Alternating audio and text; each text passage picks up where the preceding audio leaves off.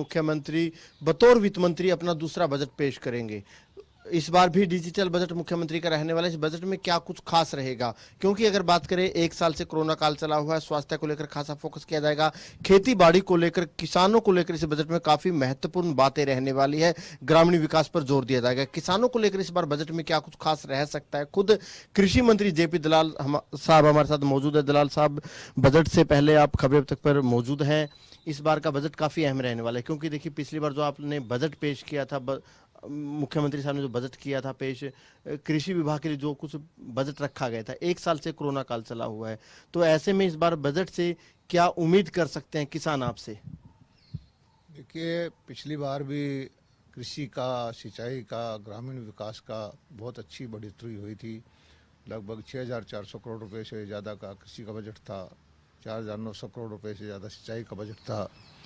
और लेकिन कोरोना काल में रेवेन्यू कम होने की वजह से ये साल जो है सर्वाइवल का साल था, ग्रोथ का साल नहीं रहा। फिर उसके बाद जो है कि फसलों का विविधीकरण हो, परंपरागत गेहूं और धान की फसल से तो हम पूरा सेचुरेशन आ चुकी है, और फसलें बागवानी की फसलें लेके आएँ या नई नई तकनीक का इस्तेमाल करें, उपज का मात्रा बढ़ाएं, तभी जाके कोई किसान की आमदनी बढ़ सकती है।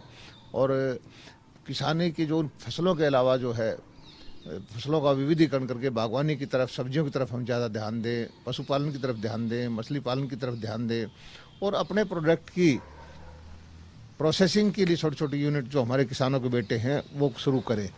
होता क्या है कि एक चीज़ को जो किसान पैदा करता है, मान लीजिए वो 100 रुपये की है, और थोड़ा सा उसमें वैल्यू एडिशन करके व्यापारी उसको 400 रुपये की कर देता है।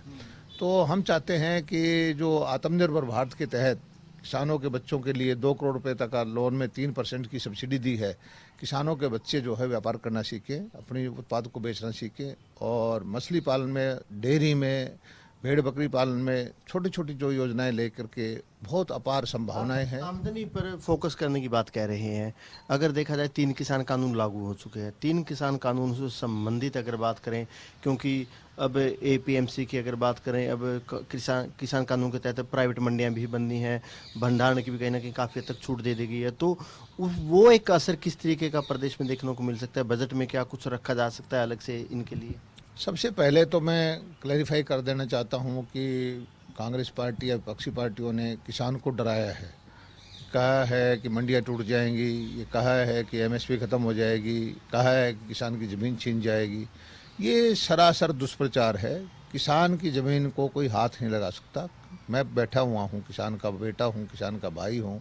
कोई भी किसान के हित के खिलाफ कोई फैसला होगा, मेरी कलम उस पर नहीं चलेगी। कोरोना काल की वजह से कहीं ना कहीं धीमी पड़ गई थी जो योजनाएं, जो परियोजनाएं किसानों से संबंधित है, उन पर भी खासा फोकस किया जाएगा। जो लंबित प्रोजेक्ट है, जिनका आप जिक्र कर रहे हैं, ये तेजी पकड़े, इन पर ज्यादा जोर दिया जाएगा इस बार।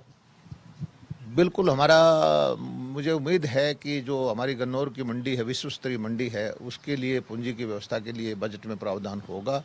और मछली पालन के लिए जो योजनाएं थी, जो आजकल खारे पानी की योजनाएं हैं, जहाँ कुछ खेती भी नहीं होती बारिश के बगैर, वहाँ हज़ारों की संख्या में हम मछली पालक तैयार करेंगे।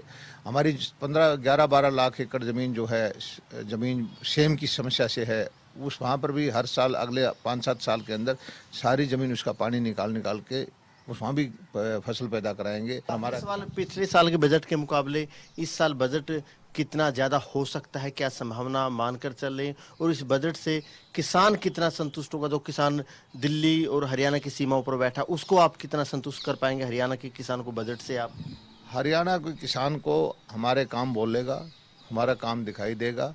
दुष्प्रचार थोड़े दिन चलता है। हरियाणा के किसान की सेवा के लिए हम बैठे हैं।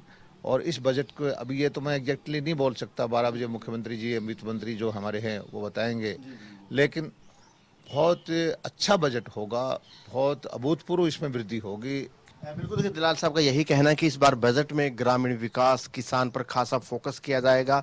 किसान को सक्षम बनाने की सरकार की तरफ से पूरी कोशिश की जाएगी, और सरकार की यही इस बार कोशिश रहेगी कि किसानों के लिए जो एक पूरे भविष्य के लिए लॉन्ग टर्म जो योजनाएं हैं, जो उसका फायदा किसानों को पूर्ण तौर पर मिल सके। बजट में इसी बात पर खासा फोकस किया जाएगा।